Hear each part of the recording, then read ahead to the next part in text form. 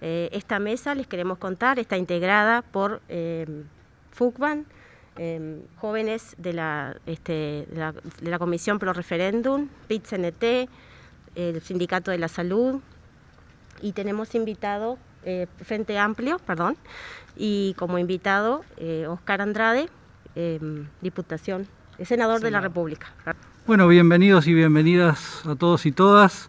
Una alegría poder encontrarnos, estar aquí y poder tomarnos un tiempo para conversar, para charlar sobre esta campaña, sobre esta gesta que como pueblo uruguayo estamos llevando adelante. Sin duda alguna, estamos, como todos sabemos, en los últimos días de esta campaña en condiciones muy complicadas desde el punto de vista sanitario y social, pero aún así con toda la fuerza y con toda la esperanza de que vamos a llegar, estamos convencidos de que vamos a llegar a la meta. Y más allá de eso, creo que hay que destacar, por un lado, destacar toda la militancia, la fuerza militante de la gente que se ha puesto la campaña al hombro y que sale todos los días a juntar firmas por su barrio o por barrios vecinos o por donde sea. Eso hay que reconocerlo y como comisión departamental queremos hacerlo explícito y reconocerlo especialmente.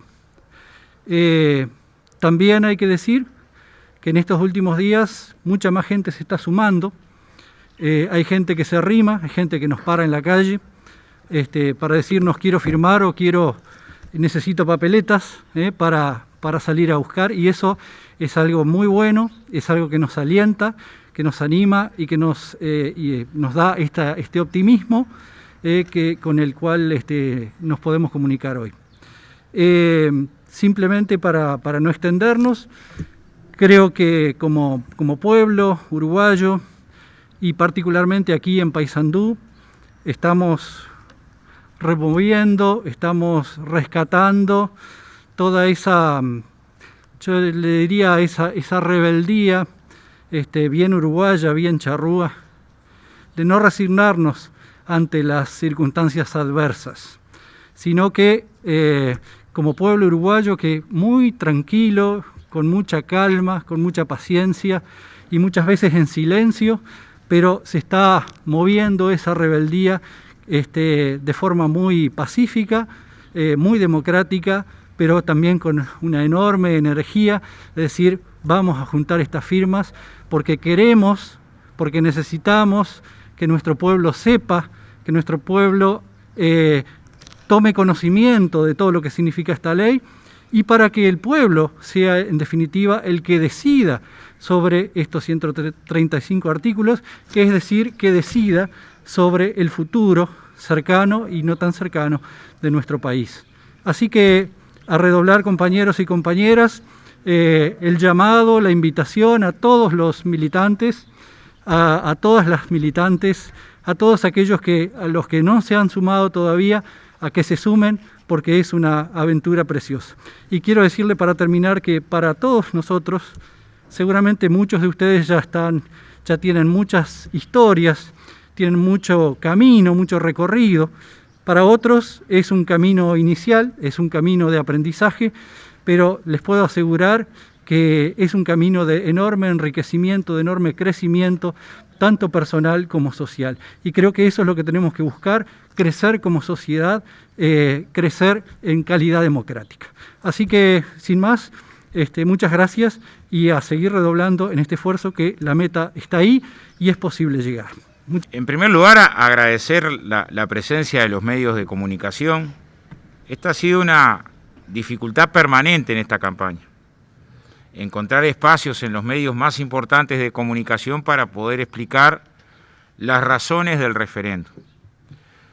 Estos espacios han tenido dificultad por la insólita actitud de quienes defendieron la norma de no participar en ningún intercambio público acerca de las razones de los cambios que están incorporados en la norma, pero también porque ha sido muy difícil ubicar entrevistas donde podamos explicar artículo por artículo, capítulo por capítulo, cuáles son los fundamentos para impulsar las firmas.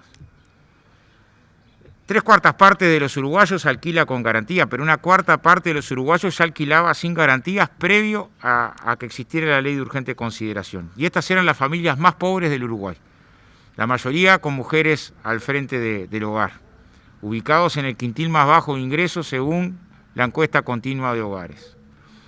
Establecer una forma de contrato precaria que si te atrasás 6 días, imaginémonos la cantidad de circunstancias que pueden atravesarse para que una persona se atrase 6 días, te pagan tarde el sueldo, tuviste un hijo enfermo, una emergencia, se permita el desalojo, nos parece un despropósito, en cualquier circunstancia. Hacerlo en una situación de pandemia nos parece trágico. Que un buen pagador tenga un plazo de 30 días para ser desalojado, igual. Y que esto se promueva en medio de un presupuesto que recorta el presupuesto para la vivienda nos parece todavía más dramático. Y es por esto que queremos impulsar una discusión. Cuando hay 1.700 familias por año que se anotan para recibir tierras de colonización con la intención de ir a trabajar la tierra, que se establezca que colonización va a repartir tierras a quien no trabaja ni vaya a vivir ahí, nos parece inexplicable cuando 1/4 parte de los pequeños productores es gracias a colonización. Que se haga en el marco de que hay un recorte del presupuesto del 90% de colonización nos parece todavía más duro para la posibilidad de generar condiciones de una estrategia de desarrollo que esté apoyada en la pequeña producción familiar. Por eso pedimos la firma. Establecer que la Universidad de la República, que es responsable del 80% de la producción científica del Uruguay, vea recortada su participación en 2/3 en el Sistema Nacional de Educación, nos parece un despropósito. Y nos gustaría saber cuáles son las razones para que sufra nuestra casa de estudio principal tal recorte, o que se violente la autonomía en la educación, o que se elimine la participación de los maestros del Consejo de Educación Primaria. ¿Qué estudio dice que es mejor que los maestros no participen del Consejo de Educación Primaria? Que esto se haga en medio de un recorte presupuestal que reduce recursos para la comunidad científica, que recorta la posibilidad de becas, que elimina y recorta horas y grupos para los estudiantes y alumnos más desprotegidos, el programa de trayectoria. Es por eso que juntamos firmas, que nos parece que es muy importante que estas cosas las podamos intercambiar. Que se restrinjan derechos laborales. Yo sé que hay sobre estos puntos de vista distintos. Nos pasó la semana pasada en una feria en el interior que un vecino decía, pero usted vecino, si a un trabajador no le pagan el salario, ¿le parece que no tiene derecho a reclamar, a manifestarse? No, que vaya en todo caso al ministerio. Y si por ir al ministerio lo echan, bueno, la empresa por algo, si lo echa, lo quiere echar, lo echa. Sabemos que hay opiniones distintas acerca de cuánto debemos proteger la acción colectiva que defienden los trabajadores. Nos sigue pareciendo un despropósito que si trabajadores se manifiestan en la puerta de una fábrica porque no cobran el sueldo, la empresa tenga derecho a echarlos por notoria mala conducta porque esa manifestación pasa a ser una cosa ilegal. Así sea, por las razones más justas, desconociendo que la inmensa mayoría de los conflictos surgen en incumplimientos patronales. Bueno, un cambio tan importante en las condiciones de relación entre el trabajo y el patrón tendría que merecer una discusión mucho más profunda que la que existe. Yo creo que muchos uruguayos desconocen que entre los cambios incorporados a legítima defensa hay una redacción que textualmente dice que se debe apreciar la racionalidad cuando esté afectado cualquier derecho de contenido patrimonial, aunque no exista agresión.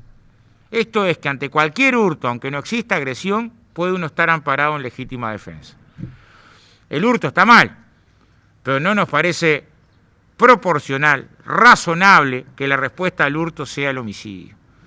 Pero mañana si un niño o un adolescente salta un alambrado por unas manzanas, nos parece que no le da derecho al dueño del establecimiento a asesinarlo por unas manzanas. Que ese debate la sociedad uruguaya lo tiene que dar, de qué lado pararse. No estamos defendiendo al que hurta, estamos diciendo, junto con la unanimidad de la Cátedra de Derecho Penal y Criminología, si hubiera un GATS sobre esto, hubiera opinado de manera contundente y categórica de que este cambio es un cambio negativo. Yo no sé qué uruguayo puede defender, sinceramente, que se le dé la facultad al secretario de Inteligencia a poder ocultar información al Parlamento y, peor aún, a la justicia, declarándola secreta e inaccesible, información aún información referida a violaciones de derechos humanos. Y eso está en la ley de urgente consideración. Entonces, quienes no firman tendrían que argumentar cuáles son las razones para habilitar que una persona, que no importa el nombre, hoy es Garcés, mañana puede ser Manini, no importa el nombre. Lo que digo es que una persona tenga tamaña discrecionalidad. Repito, los cambios en la Secretaría de Inteligencia derogan de forma tácita el articulado de la Ley de Acceso a la Información que declaraba que era inoponible el recurso de declarar reservada información referida a derechos humanos. ¿Cuáles son los argumentos para un cambio tan negativo en materia de el equilibrio entre los distintos poderes del Estado?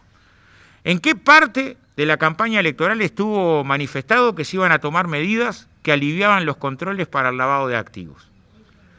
El diario del lunes nos los dieron los especialistas hace un año, que dijeron, si alivian control y lavado de activos, este fenómeno se va a complicar. ¿Qué tenemos un año después de votada la ley de urgente consideración? Casi un año. Tenemos como resultado que el mismo Banco Central nos está diciendo que las denuncias por lavado de activos bajaron a la mitad. Se nos están escapando más de la mitad de las circunstancias del lavado de activos. Bueno, alguien puede pensar, los peores crímenes en materia de narcotráfico, los peores crímenes en materia de trata de personas, terminan lavando en el sistema financiero. Aliviar los controles de un escribano, una inmobiliaria, un abogado, al control del lavado de activos nos parece un despropósito cuando con tanta fuerza se argumentan los temas de seguridad. Entonces, teniendo claro que es vasto, es complejo el panorama de la ley de urgente consideración, que tiene aspectos como la regla fiscal, que erosionan en algún caso las empresas públicas. La gente tiene que saber que este ajuste que hubo de los combustibles tiene que ver con la aplicación del articulado que está en la ley de urgente consideración que habla de los precios de paridad de importación, que durante años fueron argumentados como un elemento para bajar el precio de los combustibles y ahora lo que tenemos es que aumentaron como nunca antes el precio de los combustibles. Tiene que tener mayor información acerca de los contenidos de cada uno de los aspectos que están en la ley de urgente consideración. Y también respeto por las propias decisiones. Hace unos años resolvimos que no era el camino para atender el problema de la delincuencia en conflicto con la ley, no era el camino la baja de la edad de imputabilidad, no era el camino el aumento punitivo. Cuando resolvimos esto había 900 gurises privados de libertad. Cuando se votó la LUC había menos de 300 gurises privados de libertad. La inmensa mayoría de los adolescentes que pasan por el sistema penal no reincide, sobre todo los que pasan por medidas distintas a la privación de libertad. Sobre todo, se eliminó la suspensión condicional del proceso, por donde pasaban el 43% de los casos de los adolescentes. Entonces, el problema es si mañana un adolescente se pelea a la salida de un baile y la única posibilidad que tenés es la prisión como respuesta. Si eso es lo mejor para el Uruguay, si eso es lo que nos va a hacer sentir más seguro, duplicando penas mínimas, penas máximas, multiplicando antecedentes. No creemos que beneficie la seguridad eliminar la posibilidad que quien está privado de libertad pueda redimir penas por trabajo y estudio. Al contrario, lo que creemos es que multiplica los problemas desde el punto de vista de la posibilidad de la reincidencia. Pero debates tan complejos, sabiendo que pasa como hasta hoy, que hay muy poca información de calidad para poder definir. Esta no es una competencia electoral entre coalición de gobierno y Frente Amplio. Este es un debate ciudadano, donde en realidad lo que tenemos que ver es qué es lo mejor para el país. Y yo creo que hasta para quienes comparten que la mano dura es la solución, quienes comparten que la privatización es lo mejor, quienes comparten que hay que restringir derechos de los trabajadores, quienes comparten que hay que reducir el espacio de la educación pública, hasta quienes tienen esa manera de entender la forma de organización de la sociedad, pueden también compartir que lo mejor es que estos cambios tan importantes para los uruguayos y para las uruguayas se definan entre todos, se definan en clave democrática y se definan después de un debate, de un intercambio, que sea una decisión informada, donde se puedan explicar cada uno de los artículos. Para esto estamos al borde. A pesar de la pandemia, a pesar de que Uruguay está entre los 7 peores países del 2021 en los datos de fallecimientos por millón de habitantes en la pandemia, lo que nos va a generar una enorme dificultad para desarrollar una campaña normal, a pesar de que quisimos suspender la campaña y hacerla en condiciones de normalidad y se nos fue negado, a pesar de que se negó la cadena, a pesar de que se negó el debate, a pesar de que no tenemos casi espacios en los grandes medios para poder explicar las razones de por qué estamos juntando firmas, estamos al borde de una hazaña democrática. Nadie duda que juntar 700.000 firmas en estas condiciones es una hazaña democrática. Y no es una hazaña en contra del gobierno. No es una hazaña en contra de tal o cual partido. Es una hazaña a favor de una consulta popular, de darnos la posibilidad de un debate democrático, de darnos la posibilidad de una decisión informada. Estamos en la orilla. También es cierto que podés morir en la orilla, por lo tanto, para esas últimas brazadas es que estamos convocando a lo que nos trajo hasta acá, que no fue ni una brillante campaña de marketing, no fueron genios de la publicidad, no fueron recursos económicos, lo que nos trajo hasta acá es compromiso militante.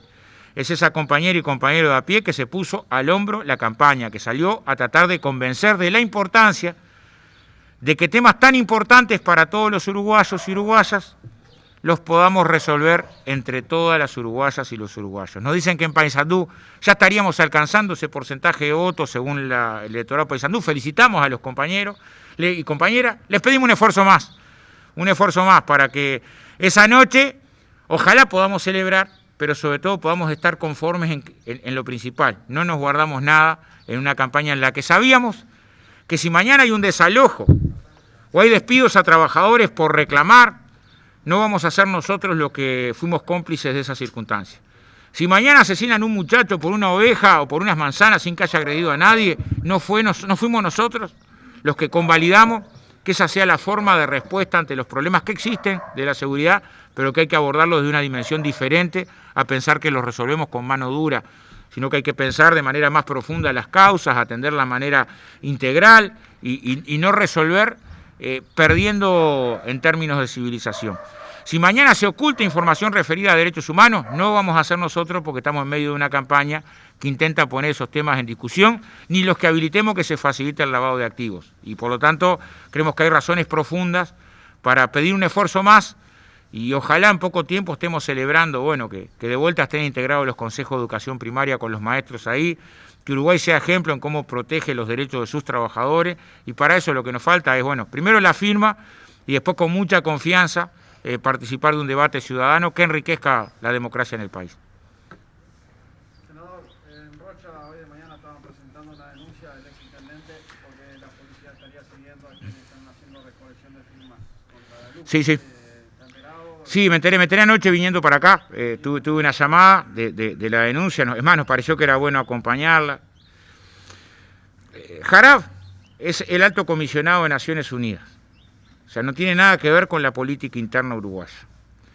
Y cuando lo consultamos por ser un experto en materia de normativa policial, nos dijo lo siguiente: ustedes tienen que entender que cuando se habilita norma que reduce la rendición de cuentas del cuerpo policial, que tiene que rendir mucho menos cuenta de sus operativos, no avisar a Fiscalía, ¿no? que es lo que pasó en la ley de urgente consideración. Y se amplía discrecionalmente las posibilidades operacionales. Palabras textuales, nos dijo, esto termina en malos tratos, desborde y hasta tortura. Estas fueron las palabras cuando fue al Senado y ningún legislador lo pudo contradecir. Lo que decimos es, hoy tenemos un conjunto de normas que hacen que la policía pueda operar sin rendir cuentas. Sin rendir cuentas, antes tenías que, en el marco de una investigación había un fiscal, y era el fiscal y jefe de la operación. Entonces tenías claro que todos teníamos garantía, no era que no se investigara. Por un lado, que las investigaciones fueran más eficaces y que se evitaran la tentación de acciones discrecionales. Repito, cuando decimos que la ley de urgente consideración le da facultades a una persona a que pueda ocultar información a la justicia, si mañana hay información, hoy sé que se presentaron pruebas, ¿no? Pero si mañana hay información y se decide ocultarle a la justicia la información, alcanza con que se declare secreta y nos quedamos sin saber qué fue lo que pasó, quién fue el que ordenó, por qué ordenó, ni el Parlamento ni el Poder Judicial. O sea, elementos como estos, en un país que hasta el 2004 por lo menos tiene prueba documentada de que existió espionaje en democracia y espionaje a organizaciones sociales, sindicales y políticas, tendría que hacernos reflexionar. ¿Qué es lo que gana el uruguayo de a pie con normas así? Con normas que permiten secretismo, que permiten trabar. La denuncia, las pruebas creo que fueron contundentes y tendrán que rendir cuenta los responsables políticos de tamaña barbaridad, ¿no? O sea, ¿qué actitud delictiva es ejercer un derecho ciudadano que está claramente consagrado en la Constitución de la posibilidad de interponer un recurso de referéndum ante una ley para consultar a la ciudadanía? Bueno, circunstancias como esta son las que no queremos que nos pasen. En principio, el día del paro, el trabajador que no diera el paro va. Eso ya pasaba antes. Va. Salvo cuando existía una ocupación del centro de trabajo. Ahora, en este caso, no es respecto a la ocupación. Vos tenés una doble combinación que es, se limita la posibilidad de manifestaciones. Voy a poner algún ejemplo. Hace 3 años atrás, una trabajadora de la forestación perdió un dedo en un siniestro de trabajo. Cuando vuelve del Banco de Seguros, la empresa decide suspenderla una semana, que era una práctica habitual de las empresas, de esta empresa ante los accidentes, para dar claridad de que el accidente había sido culpa del trabajador y no tener nunca responsabilidad ninguna. Los trabajadores se indignaron, reclamaron en contra de la manifestación y en un momento trancaron la entrada de camiones. Eso hoy pudieran ir presos, porque es un delito, es ilegal y sería notoria mala conducta, podrían ser despedidos. Pero además, lo que no establece la norma es qué pasa si el empresario decide sustituir a los trabajadores que adhieren a la huelga con trabajadores de afuera de la huelga, no el que quiere ir a trabajar el día de la huelga. ¿Qué pasa si a la huelga adhiere el 100% de los trabajadores? Y la empresa decide, como ya pasó en una obra en Maldonado, contratar trabajadores de afuera de la huelga. Los trabajadores que están en huelga van a ver que su huelga, así sea la más justa del mundo, por reclamo de salario, por condiciones de salud y seguridad, por respeto al aporte a la seguridad social, van a ver que la huelga termina en un resultado, derrota.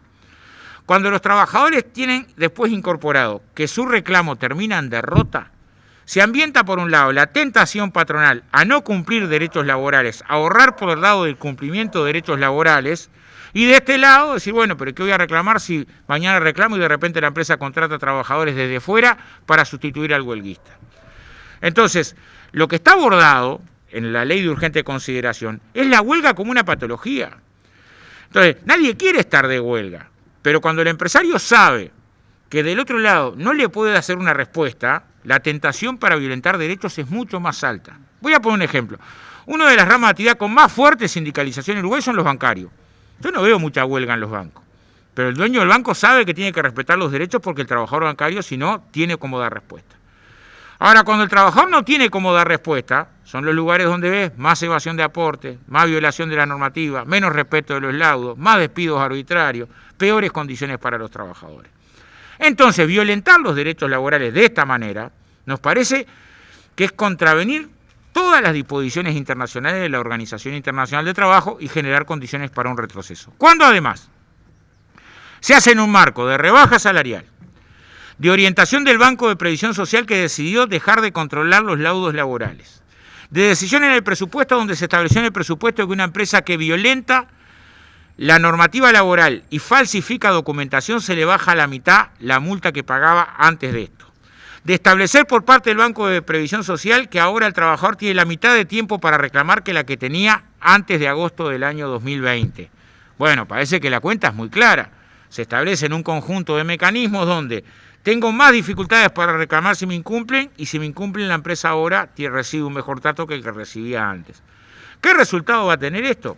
Más débil sindicato, más dificultades para reclamar y más violaciones de los derechos de los trabajadores. Bueno, esas señales son señales que nos parece que es bueno que se discutan. Ahora, yo no quiero que mañana trabajadores de la forestación, del citrus, del frigorífico, que estén reclamando por sus derechos, por el reclamo, sean despedidos. Y cuando a la empresa se le facilita todos los mecanismos para quebrar una medida colectiva, se están violentando todos los derechos laborales juntos. No dice esto que permite no pagar la categoría, pero yo no puedo defender mi categoría y va a ser el resultado más probable que se violente mi categoría. No dice que se va a violentar la salud y la seguridad, pero si no puedo defender la salud y la seguridad, termina violentando las condiciones de salud y seguridad.